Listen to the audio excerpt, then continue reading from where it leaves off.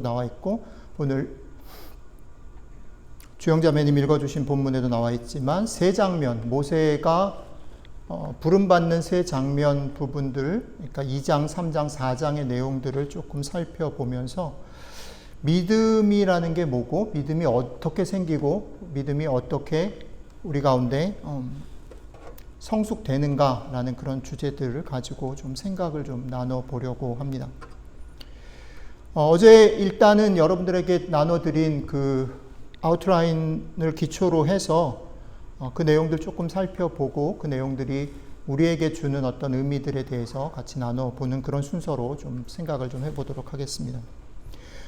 오늘 주영자매님 읽어주신 부분, 출애굽기 2장, 3장, 4장의 핵심적인 그런 세 장면들은 간단히 요약을 해보면 이런 겁니다. 첫 번째 장면은 모세가 태어나자마자 어떻게 해요? 갈대 상자에 담겨져서 나일강에 버려지는 그런 장면입니다. 두 번째 장면은 모세가 바로의 궁전에서 왕자로 성장했지만 그의 마음속에 그가 어렸을 때 그죠? 그 아이가 자기 엄마, 실제 엄마, 생모죠. 생모의 품에서 교육을 받으면서 자랐고 그가 유대인인 것을 알고서 자랐다라는, 근데 그것이 이제 실제로 사건으로 드러난 거죠. 어느 날 모세가 바깥에 나갔는데 애굽 사람이 유대인, 그러니까 히브리 사람들을 이제 감독하는데 뭐 이렇게 압박을 한 거죠. 그걸 보고 모세가 감독하는 애굽 사람을 죽이는 사건입니다. 그 사건 이후에 사실은 모세가 이 사건을 우발적으로 벌였다라기보다는 그 뒤에 이어지는 말들을 보면 모세 가운데 늘 그 시간들을 봤던 것 같아요. 근데 어쨌든 간에 그 계획들이 그 다음에 어떤 식으로 실패로 돌아가냐면 그 다음날 모세가 나갔는데 모세 앞에 히브리 사람들이 서로 싸운 모습들이 등장하고 그것들을 모세가 어떻게든 개입을 하게 됐을 때 그 사람들이 이미 모세가 벌린 일들에 대해서 알고 있고 그리고 그것을 그렇게 썩 좋아하지 않는 모습들, 자기를 환영하지 않는 모습을 보면서 모세가 도망가는 그런 장면이 두 번째 장면입니다.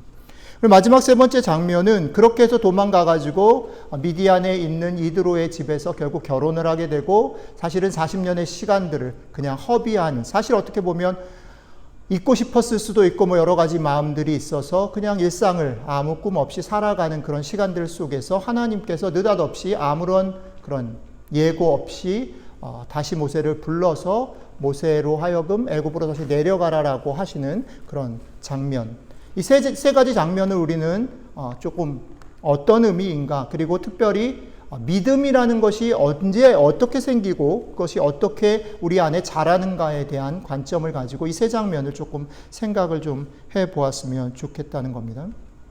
첫 번째 장면 속에서 보면 짧게 얘기를 하면 이런 겁니다. 첫 번째 장면이 보여주는 그림은 믿음이 혈통이나 환경에서 오지 않는다라는 것을 대단히 명확하게 우리에게 보여줍니다. 우리가 조금 오해하는 것은 성경을 읽다 보면 우리는 자꾸 성경이 가려고 하는 어떤 메인 주제를 벗어나서 부분적으로 드러난 어떤 사람들의 행동이나 모습들을 조금 확대해서 그게 메인 주제인 것으로 오해하며 읽을 때가 있습니다. 이 장면도 마찬가지 중에 하나죠. 교회 안에서 이 장면이 마치 모세의 엄마 요게벳의 믿음 혹은 미리암의 믿음을 강조하는 본문으로 많이 읽혀집니다. 그래서 찬양도 있죠. 그 요게벳이 그 모세를 갈대 상자에 넣고 내려보내면서 하나님께 부탁했다라는 그런 찬양이 있습니다.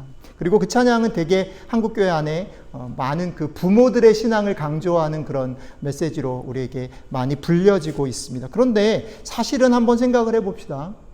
요게벳이 그리고 미리암이 모세를 나일강에 던졌을 때에 그 다음에 어떤 일이 일어날 것을 예상하고 기대하고 믿음으로 그렇게 했을까? 한번 정직하게 생각을 해봅시다.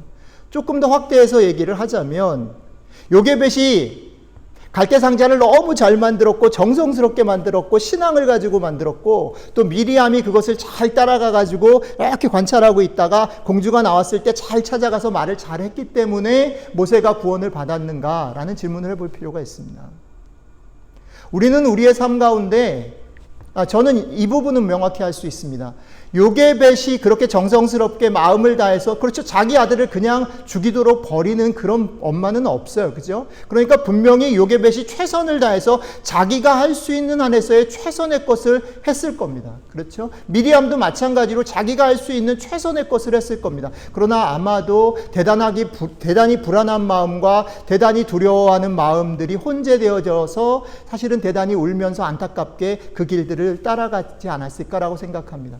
그런 정성스러운 마음, 최선을 다하는 마음이 필요 없다라는 것이 아닙니다. 그런 것이 필요합니다. 우리들의 삶에 있어서는 그런 일들이 많이 있죠.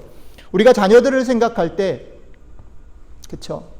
우리 자녀가, 그러니까 최근에 저희 집에도 그런 일이 있었는데, 어저께 갑자기 우리 막내가 엄마 아빠한테 이렇게 얘기합니다. 엄마, 내 친구 엄마가 보낸 메일 받았어? 뭔데? 뭐냐면 그러니까 지우가 배구를 좋아하는 거 아시죠? 그래서 배구 캠프를 보냈어요. 그래서 한 주가 끝났어요. 그래서 이제 한 주가 더 남았는데, 그 캠프는 4주짜리 캠프인데 4주를 다 하기는 좀 어렵고, 그래서 첫째 주하고 마지막 주를 등록을 해줬습니다. 근데 그 중간에 캠프 한 주가 지우가 제일 친한 친구가 등록한 주예요. 그래서 근데 그 엄마가 그 주에 웨이팅 리스트에 자리가 났다라고 메일을 보낸 거예요. 그러니까 지우가 봤죠? 그러니까 지우가 엄마 아빠한테 밥을 먹다가 갑자기 얘기합니다. 엄마 아빠 그거 봤어? 라고 얘기하는 겁니다. 여러분들 어떻게 생각하십니까? 어떻게 하실래요, 여러분들? 사실은 뭐 저희 집이 이렇게 넉넉한 편이 아닌 것 여러분들 아시죠? 그러니까 이제 엄마가, 지우를 제일 사랑하는 엄마가 머리를 굴립니다. 조심스럽게. 야, 지우야, 그거는 뭐 좀, 그러면서 제 눈치를 보는 거죠. 제가 어떻게 했겠습니까? 들어줬습니다. 부모로서 우리가 자녀들이 무언가를 해야 한다라고 할 때, 자녀들이 뭔가 필요하다라고 얘기할 때, 그거를 야, 이러나 저러나 똑같아, 어차피 인생은 똑같은 거야 라고 말을 할 수 있는 부모가 몇 없습니다. 그렇지 않아요. 빚을 내서라도, 내가 좀 고생을 해서라도 우리 아이가 뭔가를 해보고 싶어하는 일들에 투자하는 것이 정상이고 상식적이고, 그런 것들이 쌓여서 우리 아이들이 자랍니다. 그거 맞아요. 지금 요게벳과 미리암의 모습이 그런 게 맞아요. 그러나 그럼에도 불구하고 놓치지 말아야 되는 것이 있습니다. 그것이 우리 아이들을 온전하게 행복하게 하거나 그것이 우리 아이들을 바르게 살게 하지 않는다는, 오늘 제가 여러분들과 나누고자 하는 부분들은 저희가 새벽 기도 때 계속 반복해서 하는, 아주 짜증나게 반복하는 주제인데, 이 부분이 어느 쪽도 소홀히 돼서는 안 된다는 것.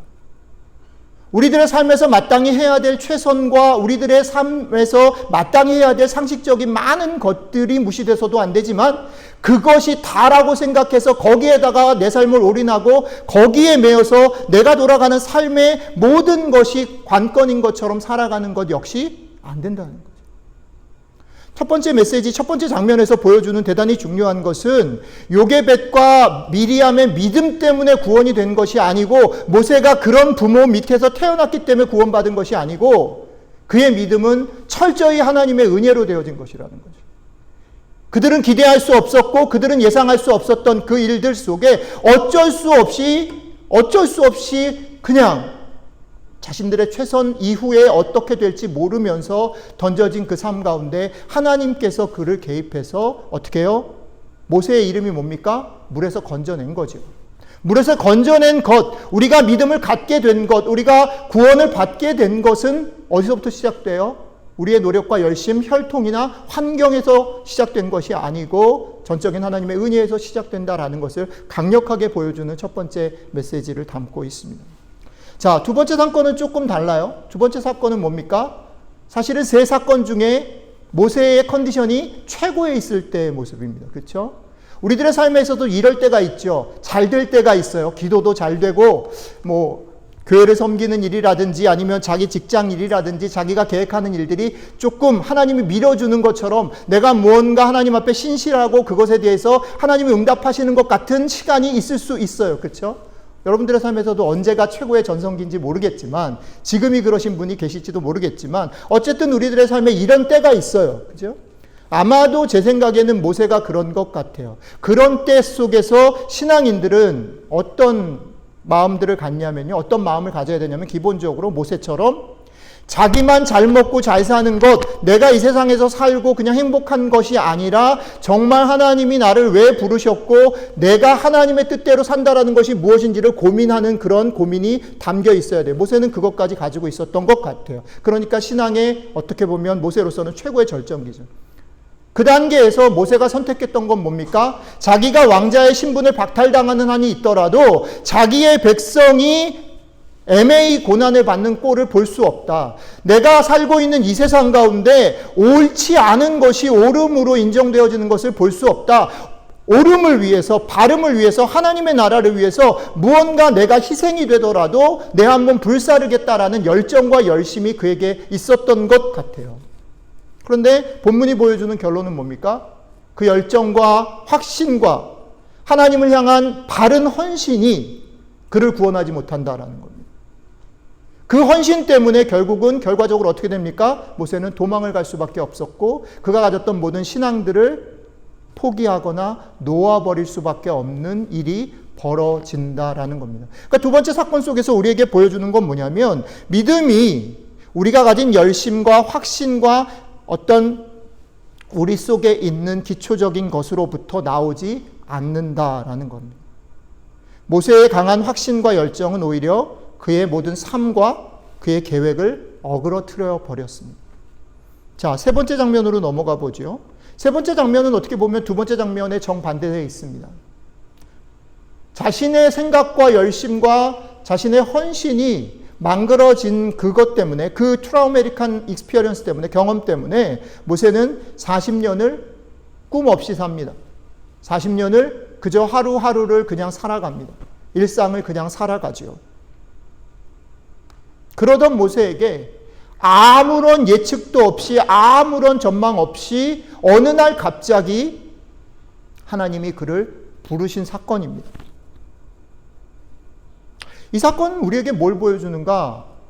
이 사건이 믿음에 대해서 우리에게 무엇을 얘기하는가 생각해 보면 이 마지막 사건은 믿음이 우리의 계획과 소망, 우리가 살고 있는 이 땅에서의 삶 너머에서 갑자기 우리에게 찾아온다라고 소개하고 있습니다. 모세는 아마도 더 이상 아무것도 꿈꾸지 않고 살기로 하고 기대와 계획을 포기하며 살았을 것 같아요. 그런데 그 기대와 계획을 포기한 그 시간과 삶 가운데 하나님께서는 호련히 찾아오십니다. 전혀 예고 없이. 그리고 이 장면 속에 되게 사실은 이건 조금 자세히 여러분들이 읽어보시면 참 좋겠다 싶은데 하나님하고 모세의 대화가 되게 길게 소개되고 있어요. 여러분들이 하나하나를 좀 천천히 읽어보시면 대단히 흥미로운 걸 발견합니다. 누가 갑이냐면요. 모세가 갑이에요. 모세는 계속해서 여러 가지 모습으로 자기의 감정을 하나님에게 표출합니다. 표현은 되게 겸손하게 내가 능력이 없습니다. 내가 안 됩니다. 라고 표현하지만 그 마음속에 뭐가 있냐면 그의 마음속에 깊은 상처의 표현들이 있어요. 왜 이러냐는 거죠. 하나님 왜 이러냐고. 40년 전에 그렇게 하셨어야 되는 건데 왜 지금 이제 나타나서 왜 그러냐고. 나 못 간다고. 모세는 계속해서 하나님 앞에 직간접적으로 항의합니다. 그리고 안 하겠다라고 말합니다. 이 일이 적절하지 않다라고 말합니다. 그런데 놀라운 건 모세의 태도도 놀랍지만 하나님의 태도도 더 놀랍습니다. 하나님이 대단히 저자세로 어떻게든 모세를 설득하기 위해서 온갖 하나님이 하실 수 있는, 하나님이 보여줄 수 있는 수많은 방법들을 반복해서 지루해하지 않고 전혀 힘들어하지 않고 계속해서 한 5번, 6번 이상을 얘기를 합니다. 기적을 보여주기도 하시고 또 어떻게 보면 아론을 붙여주는 방법을 쓰시기도 하시고 내가 누군지도 표현하시고 여러 가지 방법으로 모세를 어떻게든 설득하기 위해서 애를 쓰시는 하나님의 모습이 나타납니다. 하나님은 호련히 찾아오시고 오히려 과하다 싶을 정도의 저자세로 모세를 설득하심으로 모세를 그 자리로 부르십니다.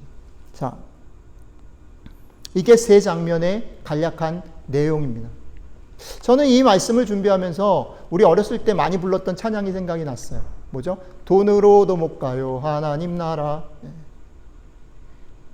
그 나라의 가사, 그 찬양의 가사 중에 보면 돈으로도 못 가고 지식으로도 못 가고 힘으로도 못 가고 다 못 간다 그러는 거예요. 다 못 가요.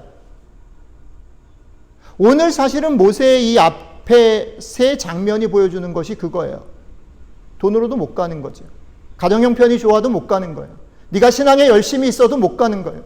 그렇게는 믿음이 생길 수 없다라고 얘기하는 거예요. 사실은 우리 어렸을 때 그거 되게 막 신나게 불렀어요. 근데 곰곰이 생각해 보면 그래서 어떡하지? 라는 생각이 들어요. 잘 생각을 해보면 우리가 부른 찬양의 가사들이 사실은 그렇게 만만치 않은 것들이 의외로 많이 있습니다. 돈으로도 못 가고 뭐 착해지지도 못 착해도 못 가고 뭐 예뻐도 못 가고 그럼 어떡하라는 거예요. 이게요 사실 대단히 은혜스러운 찬양이고요. 믿음으로 갈 수 있다라는 말이 막 힘을 주는 찬양이고 신나는 찬양이에요. 우리에게 은혜로 구원받았다라는 말처럼 좋은 말이 어디 있어요. 그런데 사실은 이것만큼 당황스러운 게 없어요. 한번 생각해 보죠. 이게 너무너무 좋다라는 거는 어떤 상황에서 좋다 그러냐면 내가 실패하고 절망하고 포기의 자리에 이르렀을 때 하나님이 호련히 찾아오셔서 나를 딱 건져주셔요. 내 문제를 해결해 주셔요. 이럴 때 얼마나 좋겠어요. 여러분들 경험하셨죠? 우리들의 삶에서 그럴 때가 있잖아요. 내가 봐도 내가 용납이 안 돼. 안 될 것 같아. 내 삶은 이제 끝이야 여기서. 그런 시간들이 정도의 차이는 있지만 여러분들에게 있을 수 있죠. 그런데 그럴 때 하나님이 너에게 우리 요즘에 새벽기도에 계속 하면서 나누는 거잖아요. 세상의 어떤 상황들이나 환경이나 조건이나 결과들에 묶이지 말고 거기에 마음을 꽂히지 말고 사실은 우리는 거기에 마음이 끌리는데 거기에 꽂히지 말고 어떻게 해요? 그거 넘어 계시는 하나님께서 나를 어떻게 보시는지 보자. 계속 반복해서 하나님 지금 얘기하고 계시잖아요. 근데 그 말이 사실은 내가 절망 가운데 있을 때 내가 낙심되는 가운데 있을 때 내 삶이 막 앞뒤로 꽉꽉 막혔을 때는 이것만큼 좋은 게 없어요. 왜냐하면 내 편이 하나 생긴 거니까. 그죠? 그러니까 우리가 어려움 가운데 간절하게 기도하게 될 때 하나님이 이렇게 찾아오실 때는 이것만큼 신나고 좋은 게 어디 있어요. 그죠? 예수 믿을만 하죠. 그리고 그거는 권장할 만해요. 친구들에게도 옆에 있는 사람들에게도 이런 예수님 좋다고 얘기할 수 있어요. 간증할 수 있어요. 그런데 여러분들 우리 정직하게 한번 생각해 봅시다. 우리의 삶이 맨날 처박히지는 않잖아요. 우리의 삶이 맨날 이렇게 꽝꽝 막히진 않잖아요. 우리 삶도 제법 괜찮아질 때가 있잖아요. 사실 그러기를 더 바라잖아요. 그런데 그럴 때 돈으로도 못 가고 지식으로도 못 가고 힘으로도 갈 수 없다라고 말을 하는 것은 되게 당황스럽습니다. 왜요? 우리는 우리 아이들을 키워야 되잖아요. 우리는 먹고 살아야 되잖아요. 우리는 직장을 다녀야 되고 우리는 은퇴를 준비해야 되고 우리는 집을 구해야 되잖아요. 근데 성경은 그렇게 말하는 거예요. 네가 집을 구하는 거 가지고 안 돼. 네가 좋은 직장을 갖는 걸로 안 돼라고 얘기하면 그럼 어쩌라고. 어쩌라고요 하나님. 이렇게 말을 할 수밖에 없는 거예요. 왜? 내가 조금 해결해 볼 만하다 생각이 되고 내가 내 삶을 꾸려갈 수 있을 만하다라고 생각되어지는 시간들이 훨씬 더 많은데 그럴 때에는 우리가 금방 어디로 돌아가냐면 우리가 지금 엮어내고 우리가 해낼 수 있는 거기로 우리의 마음과 눈과 귀가 흘러갈 수밖에 없단 말이에요. 그러니까 당황스러운 거예요. 그런 걸로 아니란 그거 너머를 보라고 하는 말이 대단히 당황스러운 거예요.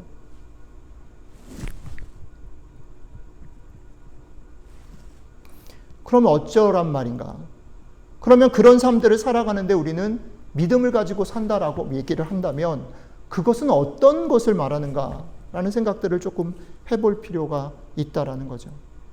왜냐하면 이것을 조금 잘못 이해하면 교회 안에서 저도 그렇게 자랐지만 조금 잘못 이해하면 그러니까 너네가 조금 뭐 괜찮아지고 형편이 나아지면 더 긴장을 해가지고 하나님 앞에 더 많이 헌금하고 더 헌신하고 교회에 집중하고 신앙이라는 것에 집중해라고 우리는 배워왔고 자라왔어요.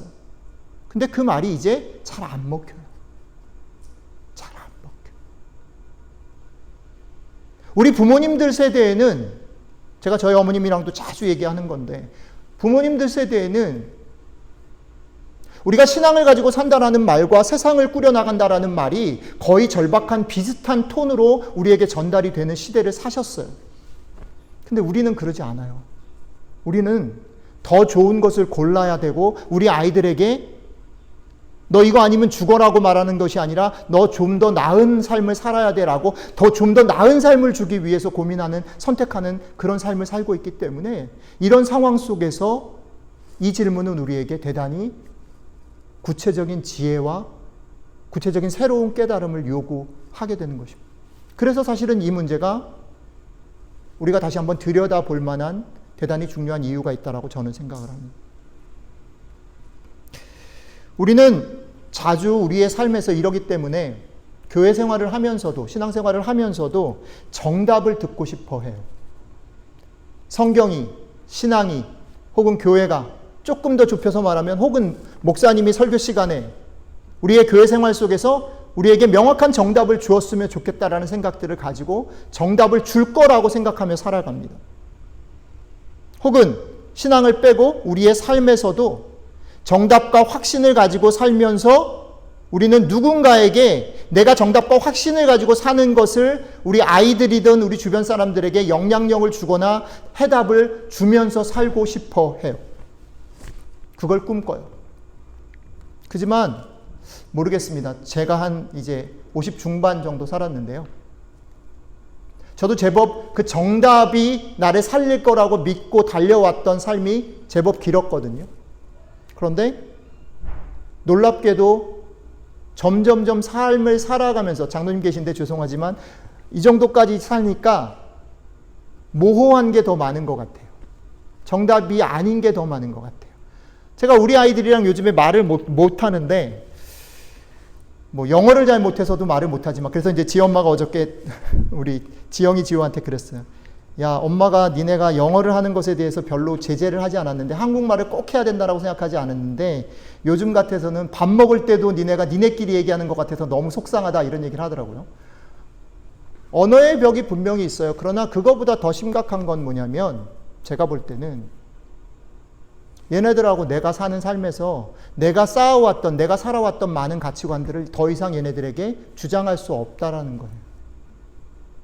처음에는 저는 얘네들이 틀렸다고 생각했어요. 그래서 요즘에 그 이사를 고민하잖아요. 그래서 요즘에 그 짐 정리를 막 하거든요. 이제 짐 정리 중에 제일 큰 게 지연이, 지영이, 지우, 뭐 지희, 초등학교 때부터 그림 그렸던 거, 뭐 글 썼던 거, 이런 게 다 이제 튀어나오는 거예요. 그거 보고 있는데. 그리고 얼마 전에 지희가 가기 전에 지연이랑, 야, 아빠가 니네 어렸을 때 니네랑 어떻게 놀아줬니? 다 잊어버렸어요. 제가 다 잊어버려서 물어봤더니 그 얘기를 하더라고요. 아빠가 자기네들한테, 아빠가 이렇게 얘기를 만들어가지고, 그 이름이 기억났어요. 주인공이 쪼비거든요. 쪼비인데 쪼비가 사슴이에요. 쪼비라는 애를 만들어가지고 걔 얘기를 계속 해줬다는 거예요. 생각났어요. 근데 그때만 해도 생각이 나면서 무슨 생각이 났냐면, 그때만 해도 제가 제 삶에 좋은 아빠가 될 거라는 자신감도 있었고, 우리 아이들이 이렇게 컸으면 좋겠다라는 자신감이 있었던 시간이었구나라는 생각이 들었어요. 근데 지금 아니요. 손에 잡히는 애 아무도 없어요. 우리 착한 지희조차 손에 잡히지 않아요. 여러분들 어떠세요? 우리의 삶은 살면 살수록 모호하고 모르는 게 더 많아지는 것 같아요. 신앙에 있어서도 마찬가지 같아요. 그런 면에서 성경은 우리에게 정답을 알려주기보다는 어떻게 물어보고, 어떻게 살피고, 어떻게 생각해야 된다라는 것을 격려하는 책이다라는 생각이 많이 들어요. 여러분, 신앙은 이런 거예요. 여러분들이 정답을 획득하고 하나님의 은혜를 딱 힘입어서 뭔가 확신 있게 살아가는 힘이 생기고 그 결과를 누리고 자랑하는 것이 신앙이라기보다는, 여러분들이 여러분들의 인생을 돌아보고, 그것이 뭐 침체됐을 때나 신났을 때나 상관없이 여러분들의 삶 속에서, 아, 이것이 어떤 뜻일까? 이것이 나에게, 이 사건을 통해서 나를 들여다보고, 세상을 들여다보고, 내 이웃을 볼 수 있는 것이 신앙이 아닌가라고 생각이 들어요. 이것을 제가 신대원 다닐 때 들었던 설교인데, 어떤 목사님이 이렇게 표현했어요. 신앙은 어쩌면 원과 타원형을 얘기를 하면서, 원은 뭐 저는 잘 모르지만 그분 말에 의하면 원의 정의가, 원이 뭐냐면 한 점에서부터 반지름이 똑같은 것을 점을 연결하면 원이 된다 그러더라고요. 그러니까 원에서는 점이 하나예요. 근데 신앙이라는 건 원이 아니라 타원이다라고 얘기하시더라고요. 타원이라는 건 뭐냐면, 원은 핵심이 점이 하나지만 타원이라는 건 핵심이 두 개라는 거예요. 그 말이 저는 되게 와닿았어요. 타원이 신앙이다라고, 타원형의 삶이 신앙이다라고 말을 하는 것은 뭐냐면 우리들의 신앙 속에, 우리들의 삶 속에요, 이런 게 되게 많다라는 거죠. 우리는 세상을 살지만 세상 너머를 볼 줄 아는 사람들이어야 돼요. 이것도 둘이죠. 우리는 하나님의 은혜로 살지만 그 은혜로 오늘 여기에서 결정하고 선택하고 열심히 살아야 되는 거예요. 그죠? 그것도 둘이죠. 하나님의 은혜로 살지만 어떻게 해요? 여기에 살아요. 그리고 여기에서 우리의 최선을 다해서 결정하고 선택하고 열심히 살아요. 최근에 예레미야서를 얘기를 새벽 기도회 하면서 제가 그 말씀을 드렸어요. 누군가를 위해서 기도한다라는 것은 뭐라 그랬어요? 정답을 얘기하는 게 아니라 그 사람이 가지고 있는 구체적인 문제를 공감하고 정말 같이 아파할 줄 아는 것, 그게 기도다라고 말씀을 드렸죠. 그런데 그게 한쪽 면이라면 기도는 거기서 끝나면 안 돼요. 만약에 그게 기도의 끝이라면 이런 거죠. 내가 저 사람이 아파요. 저 사람이 암이 걸렸어요. 저 사람의 암에 대해서 내가 절감하고 암이 빨리 낫고 해결됐으면 좋겠다고 하나님 앞에 간구하는 게 끝이라면 그 사람의 기도의 끝은, 그 사람의 기도의 결과는 암이 나았냐 아니냐가 좌우해요. 그런데 기도의 또 다른 면은 뭐라 그랬습니까? 우리가 지금 간구하고 열심히 공감하는 그 문제 너머에 계시는 하나님을 경험하는 것, 그 과정 가운데서 그 결과가 해결되느냐 아니냐가 아니라 그 과정 속에서 그 너머에 계시는 하나님이 우리를 어떻게 보시고 저 사람을 어떻게 보시고 이 문제를 어떻게 보시는지를 맛보고 아는 것으로 나아가지 않으면 기도는 완성되지 않는다라고 말씀합니다. 이것도 두 개죠. 만약에 우리가 뒤에 것만 생각하고 앞에 것을 무시하면 우리는 사실은 그 사람을 공감하고 그 사람을 위해서 기도할 수 없어요. 그 사람에게 가르치거나 평가할 수는 있겠지만, 그러나 반대로 우리가 그 사람에게 공감하고 그 사람에 대해서 안타까워만 하고 그 문제에만 매여 있으면 우리는 뭘 놓쳐요? 하나님께서 우리에게 말을 거시는 것을 놓쳐요. 그건 기도가 아니에요. 이런 것들처럼 신앙을 혹은 삶을 살아간다라는 것은 원이라기보다는 타원에 가깝습니다. 사실은 같이 있기 어려운 이 두 가지가 항상 우리에게는 긴장으로 같이 우리에게 다가옵니다. 어느 한쪽도 소홀히 대할 수 없어요. 그리고 기울어지면 안 돼요. 여기를 버리고 여기 너머만을 말을 하는 사람은 공허해요. 우리 가운데 그런 사람들 있잖아요. 기도하세요. 하나님이 도우실 거예요. 라고 쉽게 말하는 사람들이 의외로 많이 있잖아요. 교회 안에. 그 사람의 말은 사실은 감동을 주지 못해요. 위로를 주지 못해요. 그 사람의 말은 마치 욥의 친구들이 욥에게 한 말과 같아요. 그 사람의 말은 맞을 수 있어요. 예, 하나님이 하시죠. 하나님이 도우실 거예요. 기도해야 돼요. 그러나 그 말이 왜 공허하냐면 여기에서 그것 때문에 아파하는 사람들과 공감하지 못하기 때문에, 내가 여기 살고 있다는 것을 무시하기 때문에 그 사람이 하나님이 아닌 이상 그 사람의 말은 공허할 수밖에 없는 거예요. 그러나 반대로 여기 너머를 버리고 그저 여기에 안주해서 내가 그 사람이 당한 문제들을 해결하기 위해서 동분서주하고 그것이 해결되면 하나님이 우리와 함께 계신 것이고, 그러지 못할 때 우리는 낙심하고 포기하게 된다면 그것 역시 우리가 취해야 할 모습은 아닌 거죠. 만약에 우리가 여기만에 갇혀 있다면 우리는 결국 거기에 좁혀지고 우리가 믿는 하나님은 거기에 갇혀지는 것이죠. 그것은 대단히 어리석은 일일 것이라는 겁니다. 자, 그러면 이제 마지막, 어떻게 살까요? 피해갈 길을 하나 아까 제가 던졌습니다. 저는 답을 드릴 수 없어요. 답을 얘기하고 싶은 마음은 없고요. 다만 우리가 이 부분에 대해서 어떻게 질문해야 될 것인지를 같이 고민했으면 좋겠고, 이 고민의 출발에서 우리가 몇 가지 힌트들을, 원리들을 조금 생각해 보면서 마무리했으면 좋겠습니다. 그 다음에 또 하나, 이 원리들을 마지막으로 마무리하기 전에 여러분들에게 나누고 싶은 건 뭐냐면, 우리들 각자가 다른 속도로 살고 있고 다른 색깔로 살고 있고 다른 형편으로 살고 있다는 거예요. 그러니까 두 가지 대단히 중요한 원칙이 작용되는데, 내 속도가 저 사람의 속도와 다르고 지금 내 형편이 저 사람의 형편과 다르기 때문에 내가 자꾸 다른 사람과 나를 비교하는 태도로 가면 안 된다. 또 하나는 비교해서 나를 누르는 태도로 가면 안 되고, 또 하나는 뭐냐면 저 사람이 어떻게 사는 것에 대해서 내 기준을 가지고 자꾸 저 사람의 입장을 판단하려고 하면 안 된다. 이 두 가지를 대단히 명심하시면 좋겠습니다. 우리는 각자 자신의 속도로, 자신의 색깔로 자신의 삶을 살아가고 그 속에서 질문을 던지고 살고 있습니다. 그것을 밑바닥에 두고 세 가지 얘기만 좀 나누고 말씀 맺으려고 합니다. 첫 번째는요. 그렇기 때문에 이 길을 살아갈 때에 첫 번째는 이 원리를 좀 가지셨으면 좋겠어요.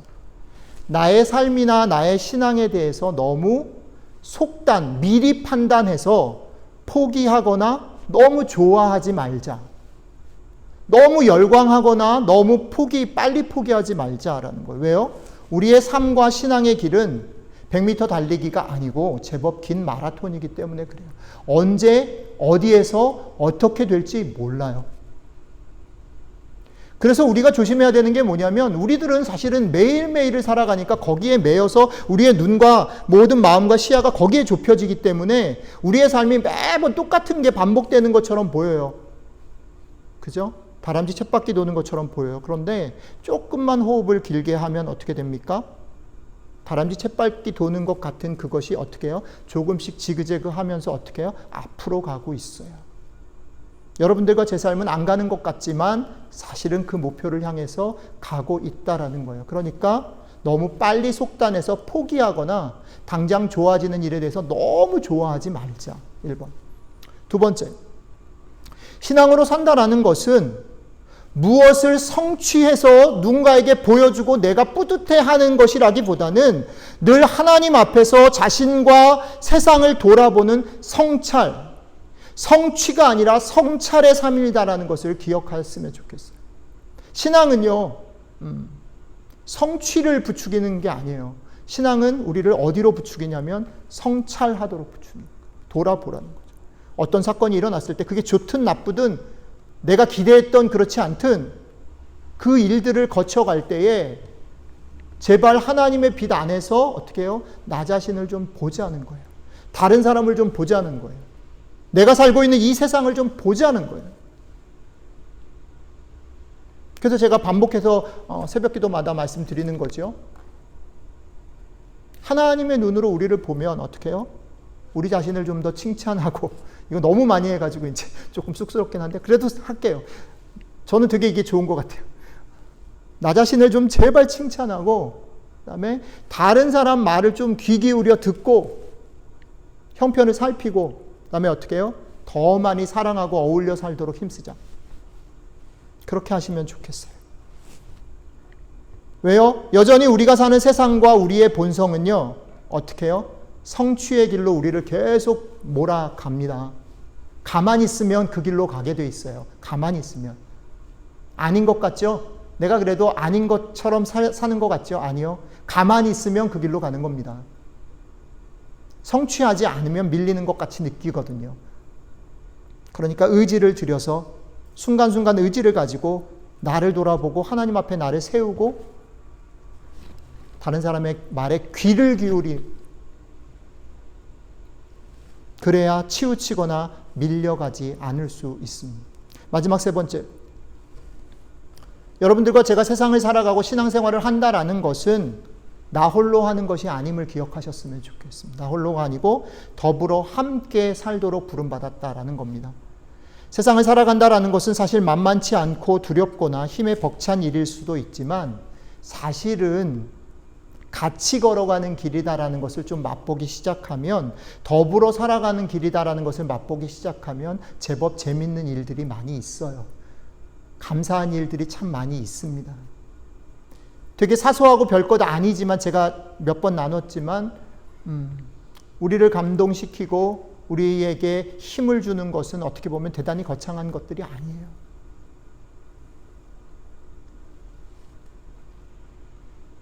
믿음을 갖는 것이 우리에게 힘이 되는 것은 사실은 곰곰이 돌아보면 그 일 때문에 되게 우리가 기대하는 일들이 뻥뻥뻥 뚫렸을 때보다 사실은 우리가 외롭고 힘들고 그럴 때에 하나님께서 여전히 나에게 한편이 되시고 여전히 나를 포기하지 않으신다라는 것이 우리의 삶을 지켜줄 때가 훨씬 많아요. 우리 주변에 있는 사람들도 마찬가지입니다. 지엄마가 3주 만에 왔어요. 그러니까 없어 보니까 필요하다는 게 보여요. 그죠? 같이 있을 때는 몰랐어요.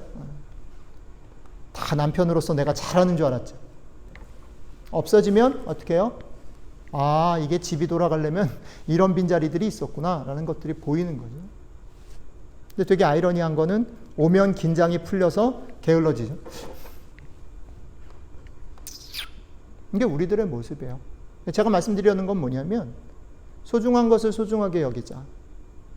아주 사소한 것들로 지켜주는 사람들이 같이 있다라는 것을 기억하자. 그게 부부가 될 수도 있고 교회 식구가 될 수도 있고 주변의 동료들이 될 수도 있어요. 그것들을 소중하게 여길 수 없다면 사실은 우리는 아직 그 맛을 모르는 거예요. 하나님 우리를 같이 가도록 하셨어요. 때로는 그 같이 가는 사람들이 우리를 힘들게 하기도 합니다. 만만한 건 아니에요. 그냥 무조건 고속도로고 내 주변에 있는 사람들은 다 좋은 사람이 아니잖아요. 그러나 심지어는 아픔도, 심지어는 분쟁도, 그 모든 것도 합력해서 우리들을 만들어갑니다. 하나님이 더불어 살도록 부르셨어요. 그 제법 살만한 세상을 우리가 눈을 열어서 보지 못하면, 그 눈을 열어서 나를 보고 내 이웃을 보고 친지를 보고 세상으로 넓히지 못하면 우리는 열심히 해서 무언가 업적을 이룰 수는 있을지 모르겠으나 신앙으로 성숙해지거나 성찰하는 그런 삶들을 살아내지는 못하는 것인 것 같다라는 생각입니다. 이 세 가지를 기억하시면 좋겠습니다. 하나님께서 오늘 모세의 이야기를 통해서 우리에게 도전하시는 것입니다. 여러분들의 삶에 어떤 위치에 있는지 저는 알지 못하지만 여러분들의 삶에서 신앙이라는 것이 지금 어떻게 작동하고 있구나. 하나님이 나를 어떻게 만나시고 계시는구나.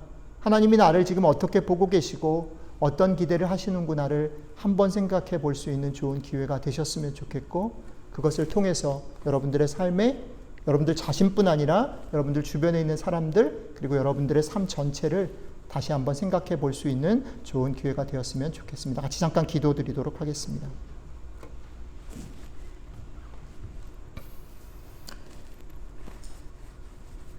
예, 하나님, 그렇습니다. 저희들의 모습은, 저희들에게 익숙한 것은, 저희들을 둘러싸고 있는 세상은 우리에게 그렇게 계속 속삭이고 말합니다. 더 많이 가져야 돼. 너 그래가지고 되겠니? 너 자랑할 만해. 너 멋져. 그러니 더 누리고 즐겨. 그러나 오늘 말씀을 통해서 주님 말씀하십니다. 막막할 때든 즐거울 때든 너의 삶에 지옥 같은 시간이든 하늘을 다 가진 것 같은 시간이든 그 모든 시간들을 지나갈 때에 눈을 들어서 나를 봐줬으면 좋겠고, 내 눈을 가지고 너 자신과 네 옆에 있는 사람들과 네가 사는 삶을 볼 수 있으면 참 좋겠다. 주님, 이 말씀을 우리에게 해주셔서 고맙습니다. 이 말씀 붙잡고 용기 내서 이번 한 주 나 자신 더 많이 칭찬하고 다른 사람들의 말에 좀 더 귀를 기울이고 더 많이 더불어 살고 사랑하기를 힘쓰는 복된 한 주 될 수 있도록 함께 해주시면 좋겠습니다. 감사드리며 우리 주 예수님 이름으로 기도드렸습니다. 아멘. 예, 다 같이 자리에서 일어나셔서요.